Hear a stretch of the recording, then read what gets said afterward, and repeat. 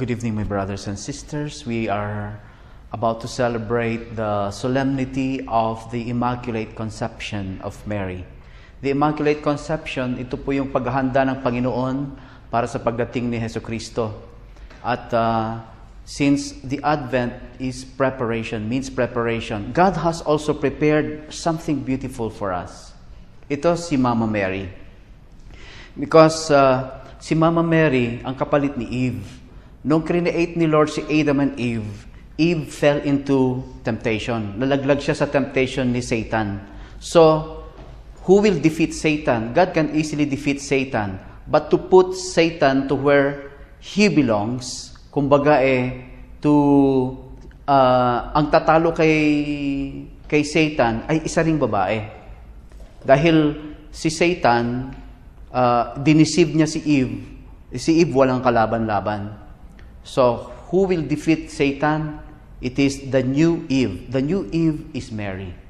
And God has prepared this beautiful plan for us for the coming of Jesus Christ.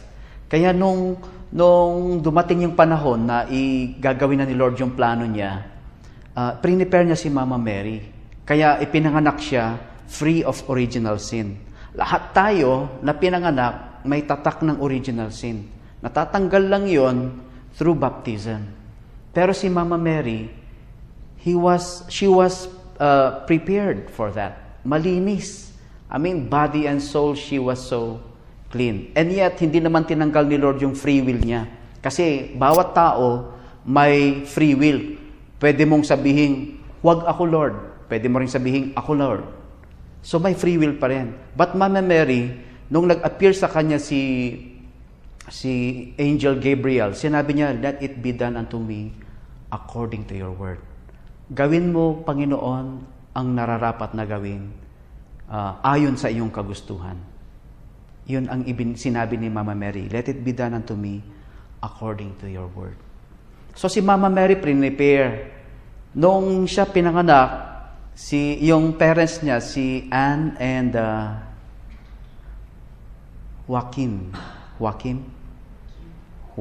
Saint Joachim and Saint Anne, prepare siya, hinanda siya. Kaya malaki ang role ng mga parents sa paghahanda sa kanilang mga anak. Ang ginawa ng parents nung she was around 8 years old, she was sent to the temple to train in the ways of the Lord. Doon siya pinadala pa, siguro mga 4 years pa siya doon. No, sa temple para matuto siya ng the ways of the Lord. Kaya si Mama Mary na-consecrate at na-prepared siya. Hindi lang siya basta nagpakita lang sa kanya si Gabriel, ikaw na. Hindi ganun. During the course of her life, she was prepared. She prepared herself. Her parents prepared her while God also prepared her. Bakit? Kasi ipapanganak no less than the Son of God. Diba? Naghahanap ang Panginoon, nag-prepare ang Panginoon ng somebody who is clean, who is so pure, para dumaan sa kanya si Jesus Christ. Diba? Kaya nga, kahapon, kahapon, nakita ko yung si Papa ninyo, nililinis niya yung sasakyan niyo.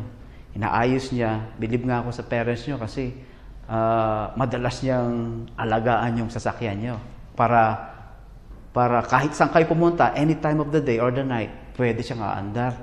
Ako, kagaya ko, para akong hindi ako maasikaso sa sasakyan ko, hindi mabuksan yung pinto, sira yung pinto, tumutunog yung gulong, ang tigas-tigas ng clutch. Minsan yung baterya ayaw umandar. Minsan may pupuntahan kaming commitment, ayaw umandar yung sasakyan. Hindi kami nakapunta. Ibig sabihin, hindi ko hinahanda yung sasakyan sa mga emergency na bagay, kumbaga. But your Papa, comparing my car to your car, napakalinis ng sasakyan nyo, mukhang bago lagi, mabango, malinis, saka maganda tumunog. Kumbaga, nasa preparasyon. Diba? Nakahanda lagi yan for any emergency cases. So when the time came, tinawag siya. Diba? Nung tinawag si Mama Mary, naka-ready si Mama Mary. Nung nagpakita si Saint Gabriel sa kanya, she was in a state of prayer. She was in a state of prayer. Kaya niya na-discern na si Gabriel galing sa Panginoon because she was in a state of prayer. Kapag tayo, nasa state of prayer tayo, madali nating malalaman ang kagustuhan ng Panginoon sa buhay natin. Every moment of your life, when you are in a state of prayer, your prayer life is deep, madaling mag-discern. Kasi sa mundo ngayon, yung word na discernment, very important eh. Kasi madaling i-discern what is good and what is bad, right? Alam niyo kung ano ang masama sa mabuti. Ito ang mahirap. Kung parehong maganda, parehong mabuti sa tingin mo, pero alin doon ang kagustuhan ng Panginoon? Kasi ang hinahanap natin, hindi lang basta mabuti gagawin natin, kundi ito ba ang kagustuhan ng Panginoon? Kasi sa mundo, kahit yung mundo, nagpapakita siya ng maganda eh. Pero pag matindi yung discernment mo, tignan mo, kapag ginawa mo ito, ano ang katapusan nun? That is discernment. Kapag ito ginawa mo, what is the end point of what you will do? That is discernment. Kaya ito pinagdadasal natin sa mga kabataan na magkaroon sila ng gift of discernment. The gift of discernment that you know that you will decide for the better in the end. Minsan tinanong ko si Brother Paul, yung mentor ko sa spiritual life. Sabi ko brother, sabi ko sa kanya, paano mo malalaman kung ano ang kagustuhan ng Panginoon sa dalawang mabuti? Dalawang mabuti, kahit anong gagawin mo ito, mabuti naman, gagawin mabuti naman. Excuse me. Alin doon ang kagustuhan ng Panginoon? Sabi niya, which will help you out in your spiritual life. Kung dalawang mabuti ang na-present sa iyo and you will have to decide, piliin mo yung mas mahirap gawin. Yung mas mahirap gawin sa dalawang mabuti, yun ang gawin mo, yun ang kagustuhan ng Panginoon. Kasi tayo, gusto natin yung the easy way out. Yung bang the path of least resistance. Gustong-gusto natin yun kasi walang hassle, madaling gawin, hindi ka mahihirapan. Yun lagi nahanap natin. Pag mahirap na, ayaw na natin gawin. Sabi nga ng Panginoon enter through the narrow gate. Ba? Yung narrow gate, mahirap, steep, mahirap daan. Yun ang sinabi ng Panginoon enter through the narrow gate. Because the path that leads to perdition is wide. Madali puntahan yung papunta sa perdition. Pero yung papunta sa kabutihan, mahirap. Yun ang point of discernment na dapat nating gawin. Kaya si Mama Mary, sinabi niya hindi madaling sabi ni Gabriel, you will bear a child. Can you imagine that? She was a virgin. She was only 14 years old that time. And then an angel will appear in front of you and sasabihin sa'yo, you will have a child. Sabi ni Mama Mary, paano mangyayari yan? I do not know any man. Or, I do not have any relationship with any man.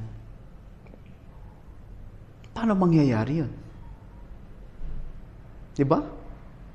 Sabi ni Angel Gabriel, the power of the Holy Spirit will come upon you. And you will bear a son, and you will name him Jesus. It was the Angel Gabriel.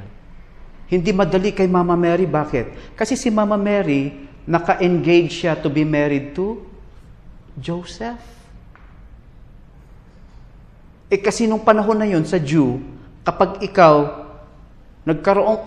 pag nagdalang tao ka, na wala kang asawa, papatayin ka. Hindi pwedeng magkaanak ka out ng wala kang asawa. Idadalhin ka sa public square, babatuhin ka doon hanggang mamatay ka because you are ashamed to the Jewish community. Yun ang nangyayari kay Mama Mary. Paano yun naka-engage si Joseph sa kanya? And ang daming hassle, di ba? Ang daming hassle. kapag tinanggap niya yung kagustuhan ng Panginoon. Pero yun nga sinasabi natin, yung mas mahirap gawin, yun ang kagustuhan ng Panginoon. Kaya tinanggap ni Mama Mary yun. Ang dami niya pang gusto sigurong pangarapin sa buhay na gawin and everything. And yet, here comes the will of God. Ang daming kaguluhang mangyayari kapag tinanggap niya yung kagustuhan ng Panginoon.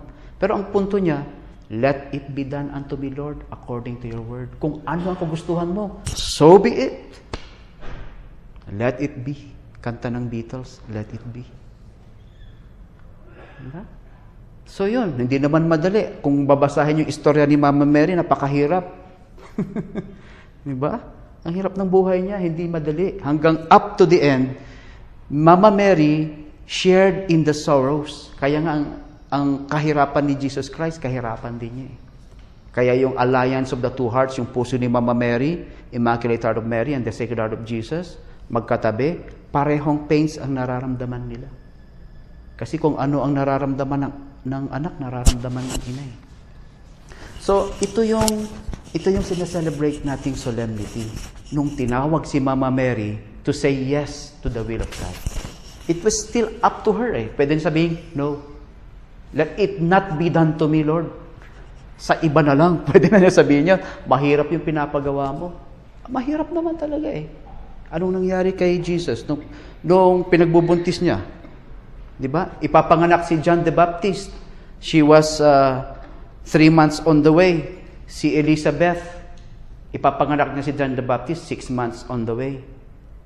Tumawag si Elizabeth, nalaman ni Mama Mary na buntis yung ate niya, si Elizabeth. Anong ginawa niya? Sumakay siya sa donkey. Buntis din siya. At pinuntahan niya, Narakil, ang layo ng pinuntahan niya, siguro 3 days din yung biyahe nila bago siya makarating doon. It's not easy. Dito sa atin ngayon, pag buntis ka, hindi ka aalis sa kama eh. Pero siya, ang iniisip niya yung service, walang makakatulong sa kanyang ate. At nung pinanganak si Jesus Christ, kapapanganak pa lang ni Jesus Christ, hinahunting na siya ni Herod, di ba? And lahat ng mga mga baby noon, 2 years old and below, pinagpapatay ni Herod para lang niya mapatay si Jesus Christ. Can you imagine that? Kapapanganak lang ni Jesus Christ, wanted na yung anak niya. They have to flee Egypt. And Joseph, hurt though he was, in a dream, kinausap siya ni God. An angel appeared to him na, huwag mong iiwanan si Mama Mary. Ipapanganak niya yung anak ng Diyos. Kailangan niya yung tulong mo. Save her. Kaya, i-divorce sana ni Joseph si Mama Mary, quietly. Pero hindi niya pwedeng iwan. So, Joseph has to accept the will of God. So, si Mama Mary at si Joseph accepted the will of God for the coming of Jesus Christ. Kaya, sa puntong ito, my dear friends, kahapon na ikwento ko, na yung temple, yung Ark of the Covenant, di ba pag nagpe-pray kayo ng Litany of the Virgin Mary, di ba sinasabi doon, Ark of the Covenant. Di ba si Mama Mary is called the Ark of the Covenant? Pray for us. Yung Ark of the Covenant, ang laman ng Ark of the Covenant, yung sinabi ko kahapon? The 10 Commandments, the block of the 10 Commandments, yung durug-durug na pieces, at saka yung manna from heaven. Jesus is called the Word of God. Tama? And yung manna came down from heaven is the bread of life, who is the same Jesus Christ. Kaya si Mama Mary, nung nagbuntis siya, dala-dala niya she became the Ark of the Covenant because Jesus is the bread, came down from heaven, and Jesus is also the Word of God, who became flesh. Diba? Sa angel of the Lord declared unto Mary, diba? Sa Angelus, masasabi doon, and the Word became flesh. When you read first chapter of St. John, the Gospel of St. John, sabi doon, in the beginning was the Word, and the Word was with God, and the Word was God. Diba? And the Word, verse 14, and the Word became flesh. Diba? And dwelt among us.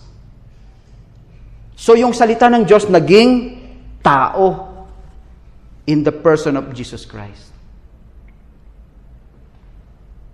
Yun yung ipinanganak ni Mama Mary. So, tayo din, hopefully, ipanganak din natin si Kristo sa buhay natin. We also become the Ark of the Covenant. You become the Ark of the Covenant. You become the Ark of the Covenant. We become the Ark of the Covenant. We bear Jesus in our lives. Jesus Christ is born out of us, and we can share Jesus to others, like what Mama Mary did. This is the story of the Immaculate Conception, my dear friends, as the story of salvation is always progressive in our lives. Jesus is always working in our lives for our salvation. And let us look up to the example of Mama Mary, who said, "Let it be done unto me, Lord, according to your word." Amen.